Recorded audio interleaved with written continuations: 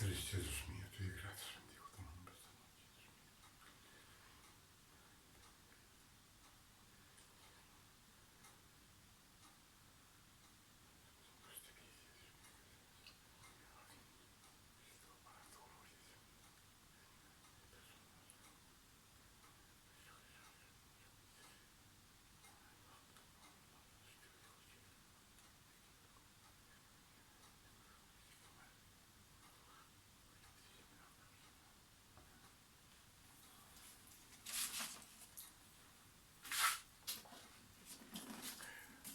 Muy buenas tardes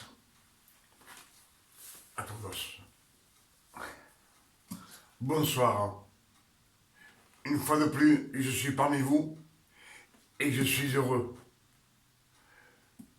Je suis heureux de pouvoir partager un nouveau message. Un message de révélation. Les révélations viennent des Saintes Écritures. Pour cela, ce soir, je vous salue au nom de notre Père éternel et au nom de notre Sauveur et Seigneur Jésus-Christ. Comme je vous le dis toujours, les révélations viennent des Saintes Écritures. Les Saintes Écritures, c'est la parole de Dieu, du Père éternel. Et quand on lit les Écritures, on les médite. Le Saint-Esprit, le Père éternel, vous révèle les choses cachées, le mystère caché dans la parole de Dieu. Et pour cela, sans plus tarder, on va méditer ensemble un petit verset. Je pense qu'on l'a lu beaucoup de fois, mais comme je vous dis toujours, qu'on ne fait pas attention à ce qu'on lit. Et nous allons écouter ensemble ce que dit ce petit verset. Luc 20, verset 19.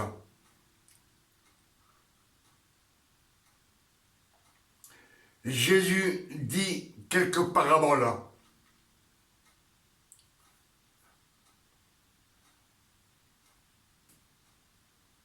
Jésus dit quelques paraboles aux Sadducéens et aux pharisiens. Et se sentant pointer du doigt que ces paraboles étaient pour eux, alors on va voir Luc 20, verset 19. Les principaux sacrificateurs et les scribes cherchèrent à mettre la main sur lui, sur Jésus, à l'heure même, mais ils craignaient le peuple. Ils avaient compris que c'était pour eux que Jésus avait dit ces paraboles. Ils se mirent à observer Jésus et ils envoyèrent des gens qui feignaient d'être justes pour lui tendre des pièges et saisir de lui quelques paroles afin de le livrer au magistrat et à l'autorité du gouverneur. Ces gens lui posèrent cette question. « Maître, nous savons que tu parles et enseignes droitement et que tu ne regardes pas à l'apparence de personne, mais que tu enseignes la voie de Dieu selon la vérité. Nous est-il permis ou non de payer le tribut à César? Nous est-il permis ou non de payer le tribut à César? Jésus, apercevant leur ruse, leur répondit, « Montrez-moi un denier. » De qui porte-t-il l'effigie et l'inscription? De César, répondirent-ils. Alors il leur dit, rendez donc à César ce qui est à César, et à Dieu ce qui est à Dieu. Amen.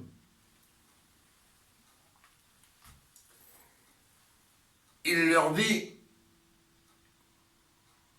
rendez à César ce qui est à César, et à Dieu ce qui est à Dieu. Ce n'est pas un conseil, c'est un commandement. On sait que Christ, quand il est venu sur la terre après avoir été baptisé par Jean le Baptiste, le ciel s'ouvrit et l'Esprit de Dieu descendit sur lui comme une colombe. Et alors, le Père éternel dit, celui-ci est mon fils, celui en qui j'ai mis toute ma confiance. Il a tout le pouvoir sur terre. Lui, il peut tout changer. C'est pour ça qu'il est venu sur la terre. Pour changer le mode de vie de tous ces pharisiens, de tous ces scribes, de tous les sadduciens, pour racheter les 12 tribus d'Israël de la loi et pour les arracher à la mort. Donc le Père éternel lui a donné tout pouvoir sur la terre. Et on sait que dans les Écritures, Jésus, dans les 10 commandements, il a changé beaucoup de choses. Et ce qu'il dit maintenant, c'est un commandement, ce n'est pas un conseil. Est-ce que vous me suivez? Amen. Ce n'est pas un conseil, c'est un commandement. Ce commandement qui nous dit de rendre à César ce qui est à César et de donner à Dieu ce qui est à Dieu, c'est de respecter Dieu et respecter César. César, quand Jésus était sur la terre, c'était celui qui commandait sur Rome. Et il est en train de nous dire qu'il faut respecter Rome, la nation, comme le roi faisait respecter dans sa nation les ordres et les commandements que le roi imposait au peuple. Il devait respecter.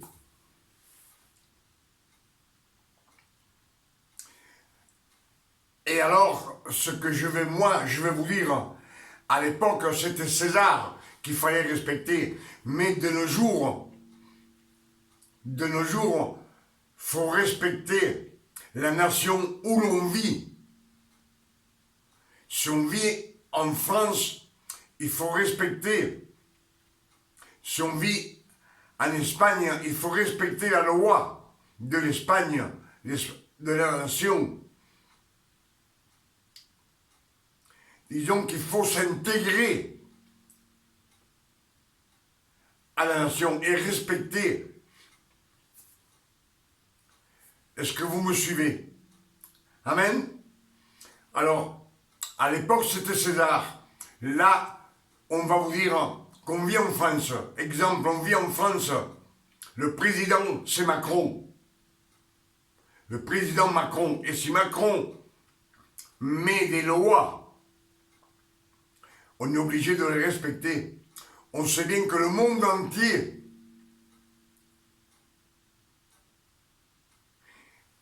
est gouverné par les 10 commandements. Même ceux qui ne croient pas en Dieu, les chrétiens,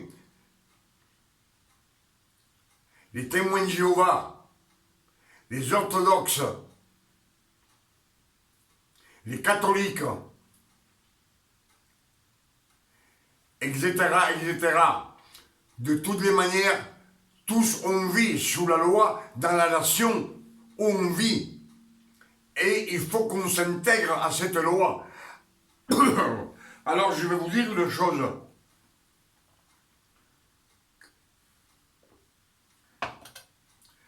Si Macron donne un ordre de faire des autoroutes, de faire des feux tricolores, des signalisations de stop ou de croisement qu'il faut respecter, il faut qu'on le respecte parce que c'est un commandement de Jésus. Un commandement que Jésus a imposé dans cette parabole. Et comme il nous dit de respecter, de donner ce qui est à César et donner ce qui est de Dieu, de le donner à Dieu. Alors je vais vous dire une chose.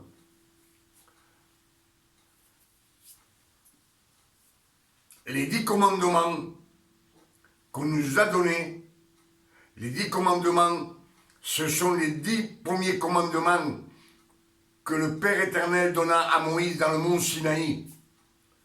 Ceux que Moïse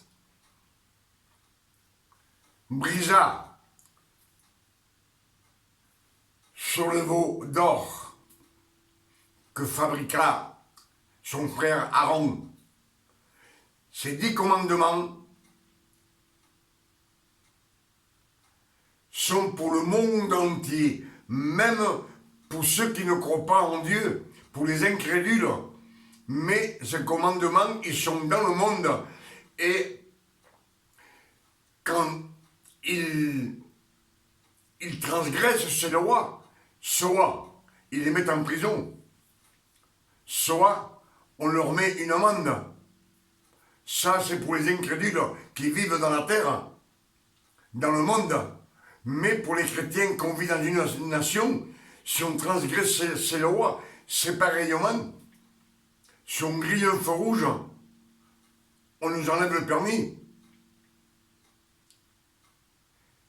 Et on nous fait des amendes. Et si on grille un stop, eh bien c'est pareil.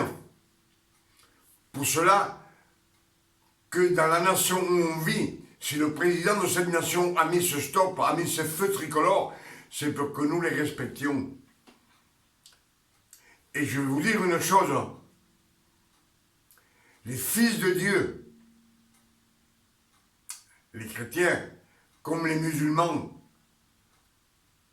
comme les catholiques, comme les témoins de Jéhovah, comme les orthodoxes, comme les protestants, tous ces gens, il faut qu'ils respectent, parce qu'on vit dans cette nation, il faut qu'on s'intègre. Et alors, en tant que chrétien, ou qu'on est dans une secte, quand on traverse un feu rouge qui est au rouge, et on traverse parce qu'on dit il n'y a personne, on regarde à droite à gauche, et le feu, on le grille, à conscience. C'est une transgression du commandement de Jésus. Ne me regardez pas comme ça, mais c'est une vérité. C'est une transgression que Jésus a mis sur la terre.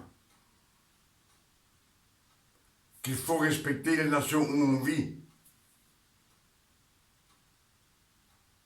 Même à l'époque, les rois donnaient des ordres et il fallait les respecter. Autrement, on les tuait ou on les mettrait en prison. Et là, je veux dire une chose.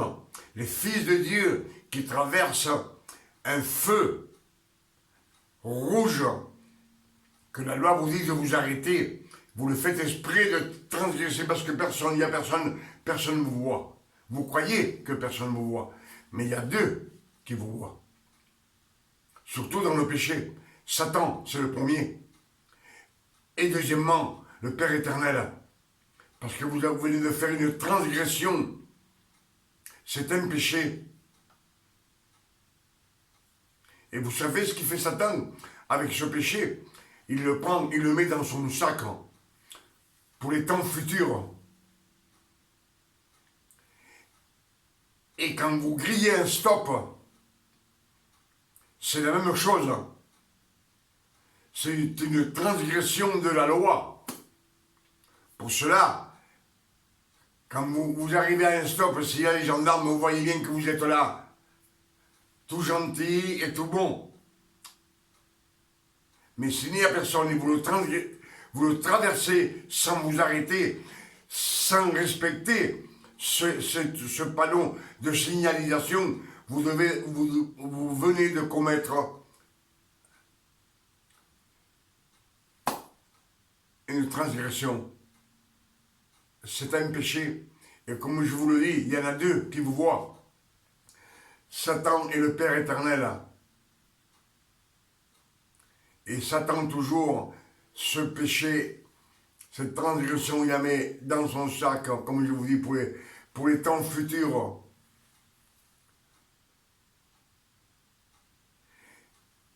Et c'est l'état où on vit à des autoroutes, où la vitesse limitée est à 130 à l'heure. La vitesse limitée à 130 à l'heure. Et vous voyez qu'il n'y a personne. Et vous roulez à fond la caisse. Disons 110, 120, 130, 140, 150, 190, 200. Et après, vous en faites un orgueil parce que vous le racontez. Vous venez de transgresser. De faire une transgression de la loi de Jésus qui a mis sur le monde entier. Je pense que ce que je vous dis, vous arriverez à le comprendre. Et comme toujours, il y en a deux que vous voyez. Il y en a deux. Le mal et le Père éternel. Et si vous êtes fils de Dieu, vous attristez le Saint-Esprit.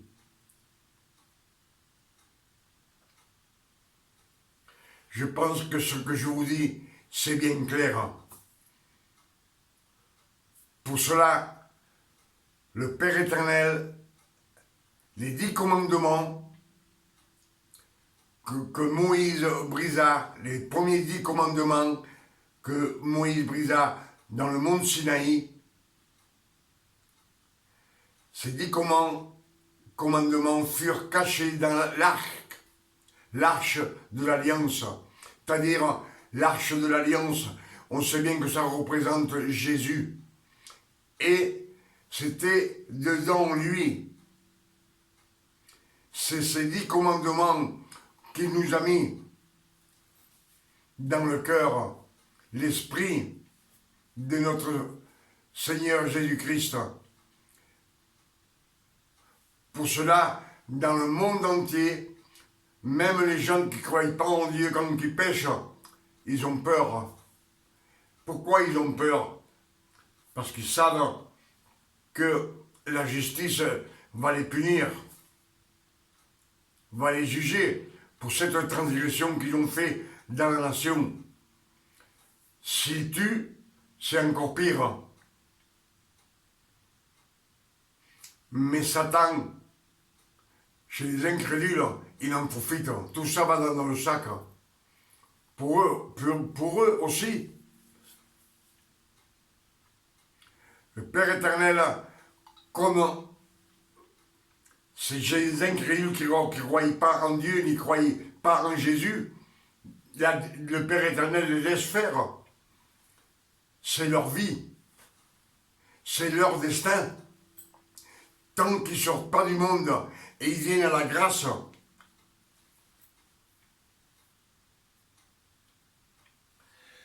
Mais je vais vous dire une chose, que les 10 commandements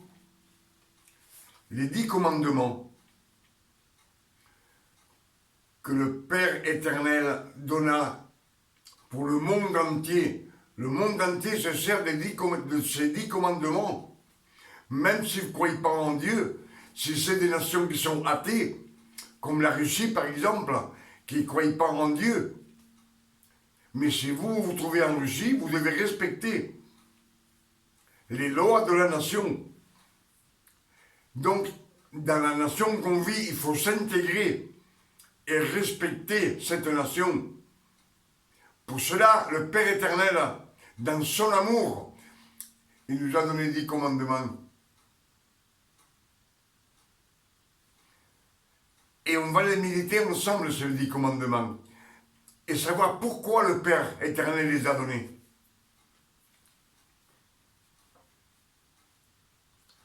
Le premier commandement, tu ne prononceras pas le nom de Dieu en vain. C'est-à-dire que si tu prononces le nom de Dieu, c'est pour t'édifier, toi, ou pour édifier tes frères et ceux qui t'écoutent.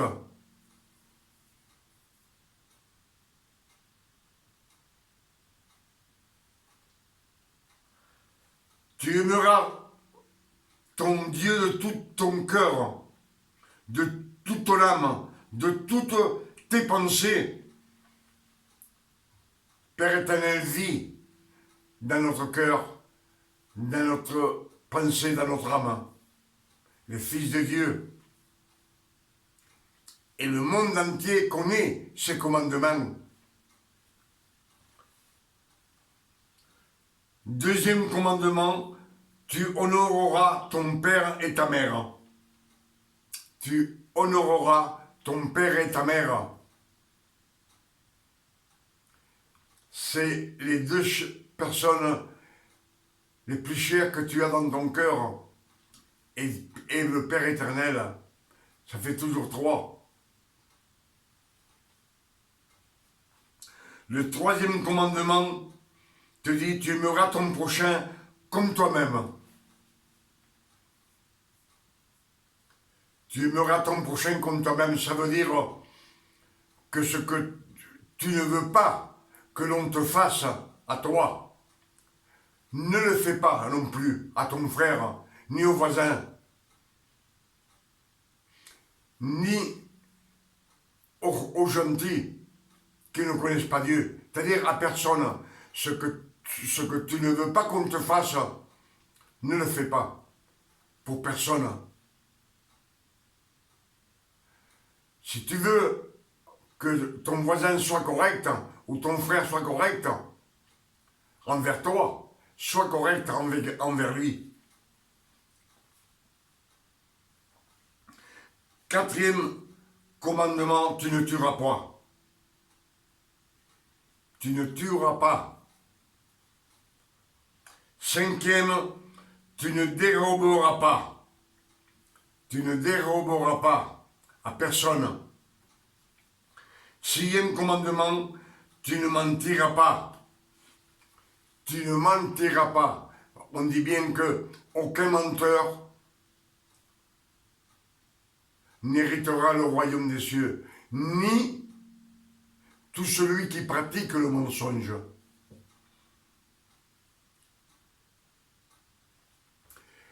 Vous savez que celui qui pratique le mensonge, il commence de tout jeune. Un gamin, 4 ans, 5 ans, 6 ans. Mais il arrive un moment où il devient un homme. Et ce mensonge, il a tellement grandi qu'il est devenu, quand il est grand, il est sur le chemin de Satan. Pour cela, il n'héritera pas le royaume des cieux.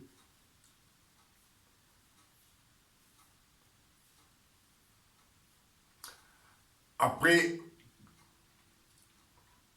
quand c'est un homme, on le montre, quand il dit quelque chose, vous dites qui c'est lui? Ouf, n'écoute pas, fais pas attention, c'est un menteur. Même s'il dit des vérités, on ne va pas le croire après.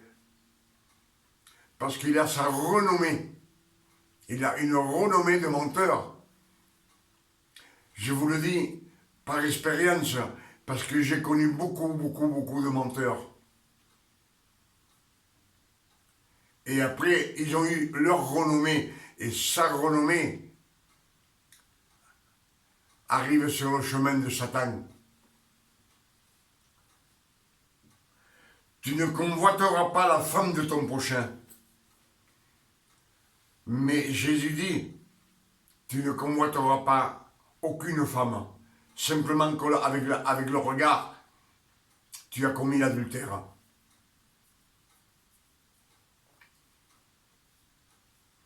Le 8e commandement, tu ne commettras pas l'adultère.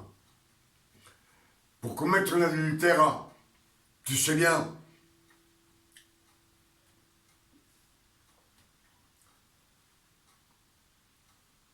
la femme de ton prochain, si tu arrives à la convoiter, il arrive au moment où tu vas épier, quand son mari sort, quand il revient, et quand tu vas rentrer à la maison, tu vas avoir beaucoup d'histoires avec ta femme. Et là, tu vas être obligé de lui mentir. C'est les querelles.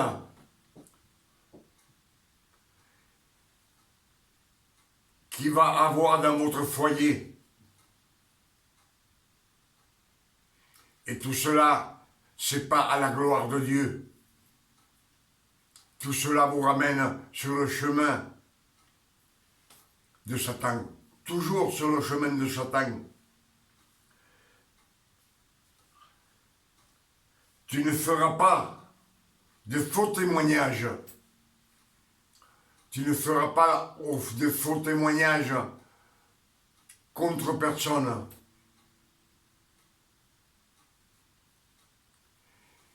Ni pour toi, ni pour ton intérêt, ni pour l'intérêt de quelqu'un d'autre.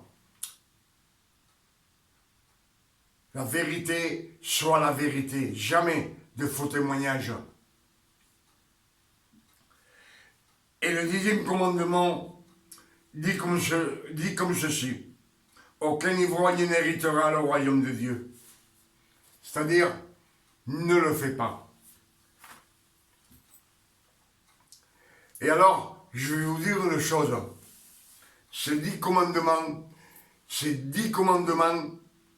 qu'ils ont été faits pour le monde entier. Les 3 premiers commandements, c'est 3 commandements d'amour. C'est aime ton Dieu de tout ton cœur, de toute ton âme, de toutes tes pensées.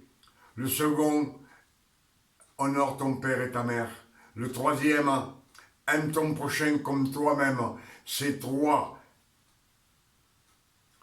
commandements d'amour que le Père éternel nous a mis dans nos cœurs. Et les 7 commandements qui restent, c'est le chiffre parfait. C'est de ne rien faire. C'est ce que nous dit Jésus, qui nous dit, viens à moi, toi qui es fatigué et chargé. J'enlèverai ton fardeau. Je te donnerai du repos.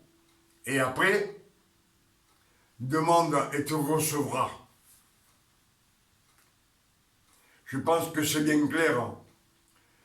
C'est des commandements d'amour. Pourquoi d'amour? Parce que même si on n'est pas chrétien dans le monde, quand on commet une transgression, supposons, on a volé, on n'est pas tranquille.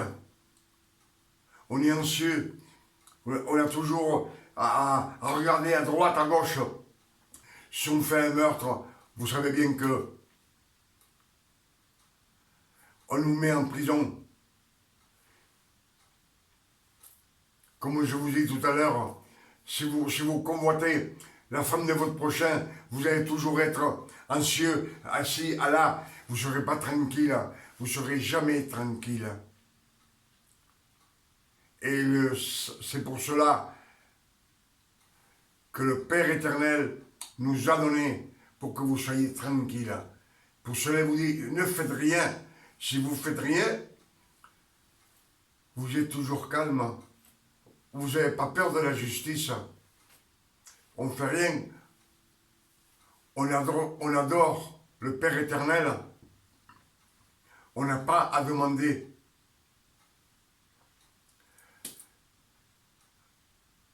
Ni pardon, non. Si on ne fait rien, on est toujours tranquille, on n'a pas peur de rien.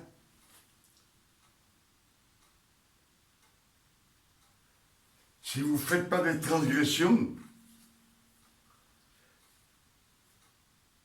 si tu fais un faux témoignage, même que tu ne sois pas chrétien, tu ne vas pas être tranquille. Parce qu'après, tu vas avoir peur en disant, et si des fois ils se rendent compte que j'ai menti, je vais avoir des ennuis, tu n'es pas tranquille. Pour cela, les 7 commandements qui restent que je vous ai dit, c'est le chiffre parfait, le chiffre du repos, de la perfection. Je pense que ce que je vous ai dit, qu'on médite ensemble, vous l'écoutez comme moi. Et ce que je vous dis, c'est la vérité. C'est la vérité. Si un chrétien fait une transgression, à part le Fils de Dieu, il n'y a pas le Fils de Dieu. Le Fils de Dieu, on ne peut pas. Mais un chrétien, un catholique, un orthodoxe, un témoin de Jéhovah, et tous ces gens, quand ils font un péché, qui pêchent, ils se mettent à genoux, puis ils pleurnichent pour demander pardon. Donc ils ne sont pas tranquilles. Non plus, ils ne sont pas tranquilles. Pour cela, je vous dis que quand on médite les Écritures, et après on est fils de Dieu, le Fils de Dieu, quand tu pêches, primo, les fils de Dieu ne pêchent pas. Ils ne peuvent pas venir au péché. Quand on a ressuscité avec Christ, à la résurrection de Christ, il nous a baptisés du Saint-Esprit. Et il nous a assis ensemble. Et ensemble, il nous a assis dans les cieux célestes. On est avec lui. On est comme lui. Et le Père éternel a mis l'esprit de son Fils dans nos cœurs. Et les Écritures disent, tel il est, tel nous sommes dans ce monde. Nous sommes comme lui.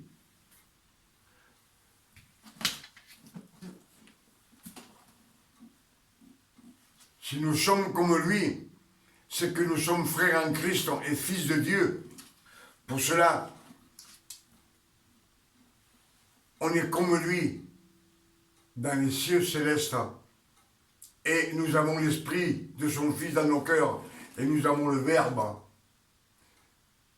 qu'il faut qu'on médite. Pour cela, je vous ai dit toujours, méditez les Écritures, car le Père éternel vous donnera beaucoup de bénédictions et vous aurez des révélations. Ces révélations, c'est pour le monde entier. C'est ce qu'ont fait les fils de Dieu. On les prêche au monde entier. Dans la rue, les hommes et les femmes de mauvaise vie, les menteurs, les incrédules, à tout le monde a besoin de la vérité. La vérité, c'est la Sainte Bible, la parole de Dieu. Et si nous avons le Verbe, le Saint-Esprit, dans l'Esprit du Fils dans nos cœurs, et le Verbe, nous sommes fils de Dieu, comme Jésus était fils de Dieu, avec le Verbe et l'Esprit Saint dans son corps. Mais lui, il a été élu par Dieu. Pour cela, on nous dit, le mystère caché de tout âge, de tous les temps, révélé à ses saints, à ses fils. Vous savez, quand on dit dans les Écritures, les ouvriers, les serviteurs, les disciples ne resteront pas toujours dans la maison du Père. Un jour ou l'autre, il faut qu'ils partent. Les ouvriers, ils ont un salaire. Les ouvriers, ils ont une paye. Les disciples, ils apprennent. Mais on dit bien que tout disciple accompli est comme son maître. Et quand il arrive à ce stage, il est comme son maître. Et notre maître, c'est Jésus-Christ. Mais c'est à force de méditer les paroles, à force de méditer la parole de Dieu, d'apprendre. Est-ce que vous me suivez? C'est ce que dit les Écritures. Les ouvriers, on me dit, moi je suis ouvrier de Dieu, des serviteurs de Dieu. Le Père éternel s'est servi des milliers de serviteurs pour nous récupérer, par amour pour nous récupérer, des milliers de serviteurs. Mais tous, ils sont morts. Et il le dit, vos pères ont mangé la manne dans le désert et tous, ils sont morts. Ceux qui ne sont pas morts, c'est ce que le Père éternel a choisi à l'époque. Il les a choisis, comme Moïse. Il est mort sur la terre. Mais, comme on le voit avec Élie et Jésus, dans la splendeur de Dieu, c'est que le Père éternel l'a ressuscité. Élie, il n'est jamais mort sur la terre, un chariot de feu l'a amené dans le ciel. C'est un peu la représentation de Jésus, un exemple de Jésus.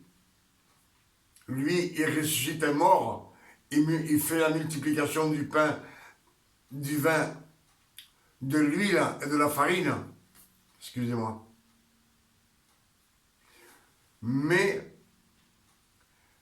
les ouvriers et les serviteurs, un jour, ils doivent partir de la maison du Père. Ce qui reste, c'est les fils de Dieu. Et les fils de Dieu, ils n'ont pas de salaire, ils n'ont pas de paye. Eux, ils aident au Père éternel à faire l'œuvre que le Père éternel est en train de faire depuis 6000 ans.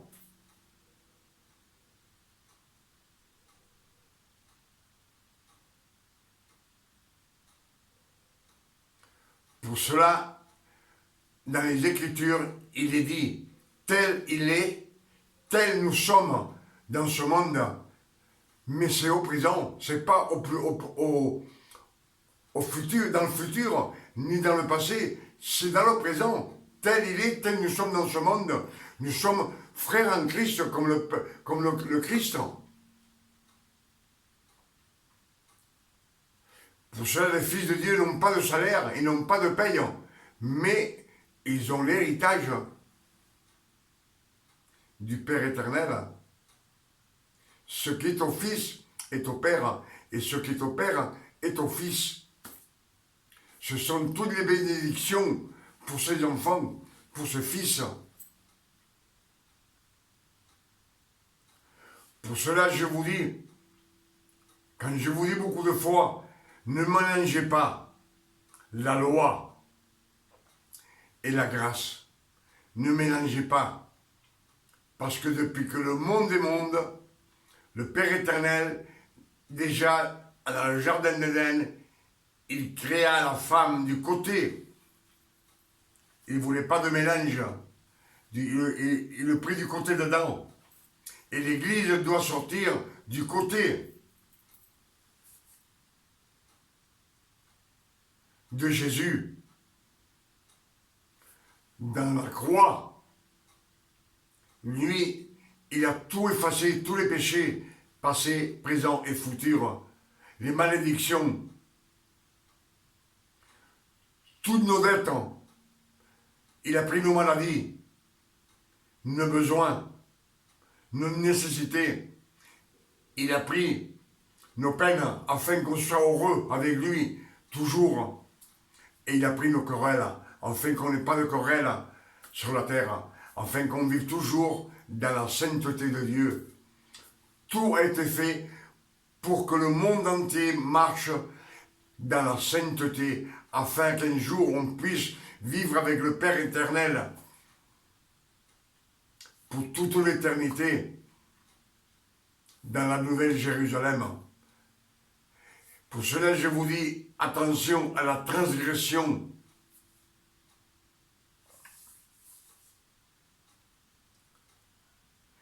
Et tous ces commandements, ce sont des commandements pour qu'on soit tranquille.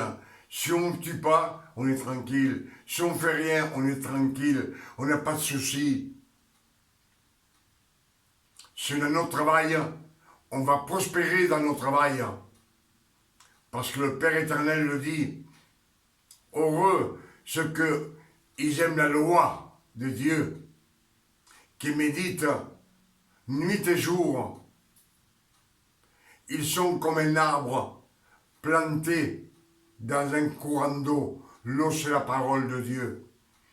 Ils disent, leurs feuilles seront toujours vertes. Elles ne tomberont jamais. Et tout lui réussira. C'est pour nous, c'est sur la terre. C'est pas quand on sera dans le ciel. Quand on sera dans le ciel, on sera avec le Père éternel. Je pense que je vous ai dit beaucoup de révélations ce soir. Primo, que si vous êtes dans une nation et vous roulez à 150, 180 dans une route où la vitesse est réduite, c'est une transgression. Vous transgressez les lois de la nation où vous habitez. Et quand vous transgressez, c'est le commandement de Jésus. Deux qui vous regardent, Satan et le Père éternel. Satan prend votre péché, votre transgression, il la met dans un sac pour les temps futurs.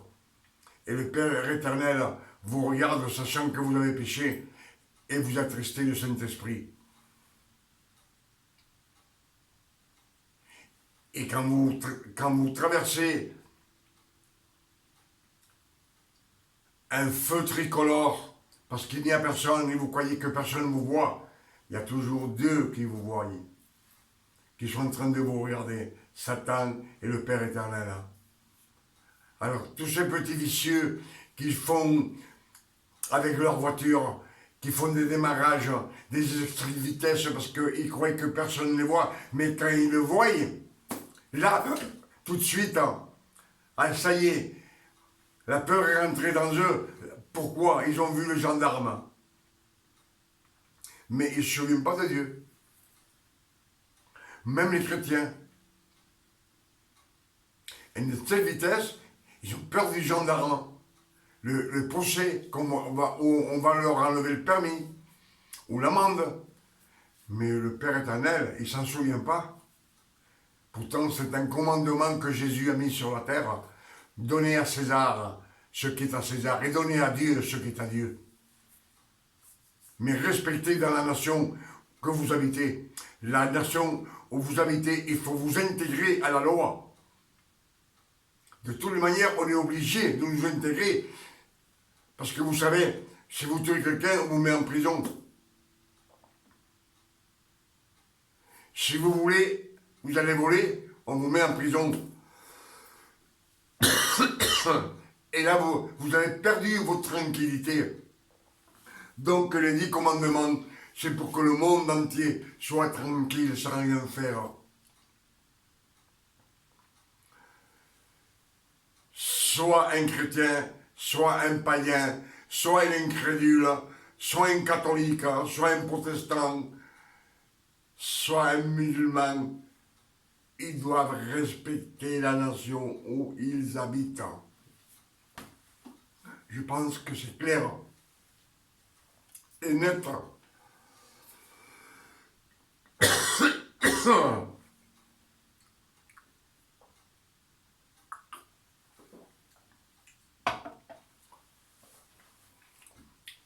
Mon message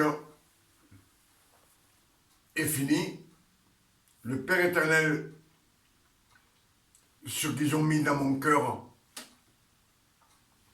ce que le Père éternel m'a donné comme révélation, je les ai partagés avec vous de mon cœur. Pour cela, comme je sais que vous aimez, parce que vous regardez mes messages de plus en plus, et je vois vraiment, je prie le Père éternel, au nom de notre Seigneur Jésus-Christ, que ce message vous aide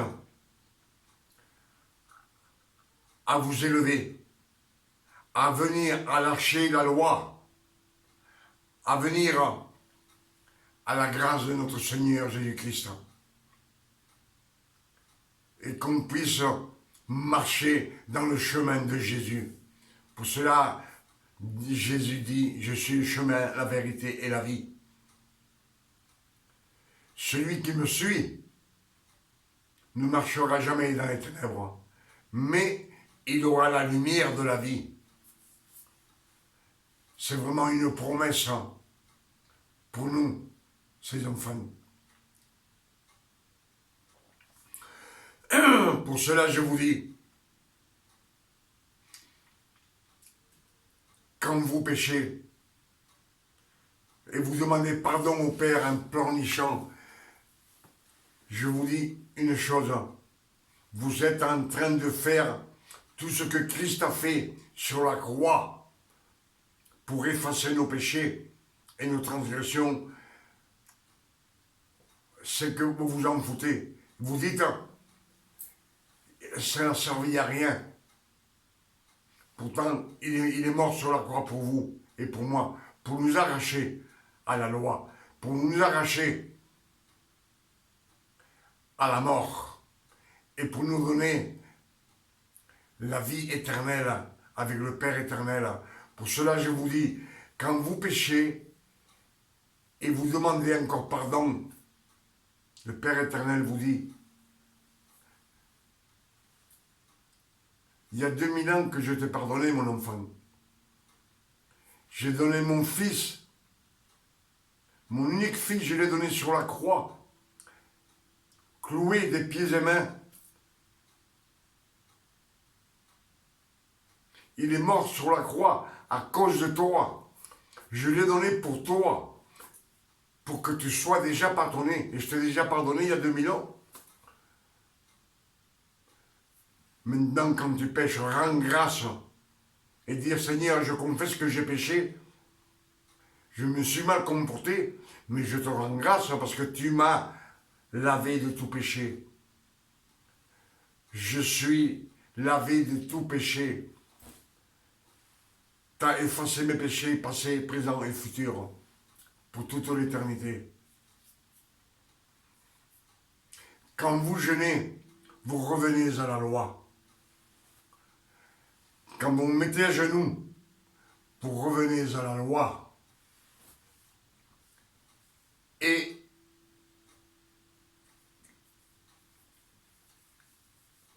le Père éternel dit, quand le temps fut accompli, il envoya son fils, né d'une femme, né sous la loi, afin qu'il rachetât tous ceux qui sont sous la loi.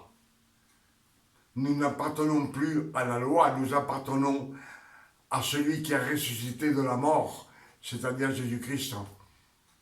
Il vous dit, je vous ai racheté, venez à moi.